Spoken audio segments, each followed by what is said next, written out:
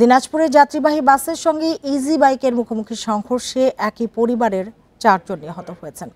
এ ঘটনায় গুরুতর আহত হয়েছেন আরও 4 জন। দিনাজপুর থেকে কাহারোল উপজেলায় রাস মেলা দেখতে যাওয়ার পথে দুর্ঘটনার শিকার হয় পরিবারটি। প্রত্যক্ষদর্শীরা বলছেন, বাসের বেপরোয়া গতির কারণে এ দুর্ঘটনা ঘটেছে।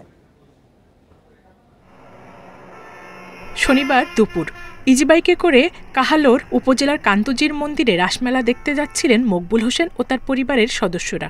নসিপুরে গম ও ভুট্টা গবেষণা ইনস্টিটিউটের সামনে পৌঁছালে দ্রুতগতির একটি বাসের সঙ্গে ইজিবাইকটির সংঘর্ষ হয়। ঘটনাস্থলে মারা যান মকবুল হোসেনের ছেলের বউ তানজিম বেগম ও 2 নাতনি সাজিয়া ও শাম্মী। আর হাসপাতালে নেয়ার পথে মৃত্যু হয় আর এক ছেলের বউ মর্জিনা খাতুনের।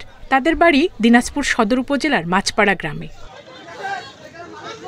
স্থানীয়রা বলছেন, বাসটি লেন ক্রস করে বিপরীত দিক থেকে আসা ইজি বাইকটিকে চাপা দিলে হতাহতের ঘটনা ঘটে।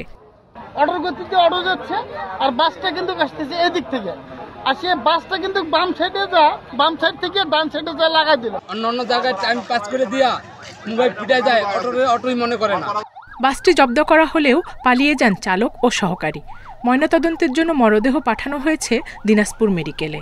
আসার পরে ঘটনাস্থলে আমরা 3টা মৃতদেহ পাই এবং স্থানীয় লোকজন তাৎক্ষণিক এই অটোতে আরও যে যাত্রীগুলো ছিল 4-5 জন হবে, তাদেরকে দিনাজপুর মেডিকেল কলেজ হাসপাতালে প্রেরণ করেন। তো দিনাজপুর মেডিকেল কলেজ হাসপাতালে আসার পরে এখানে আরও একজন মারা যায়। দ্রুতগতির বাসগুলো নিয়ন্ত্রণের দাবি জানিয়েছেন স্থানীয়রা। Independent news.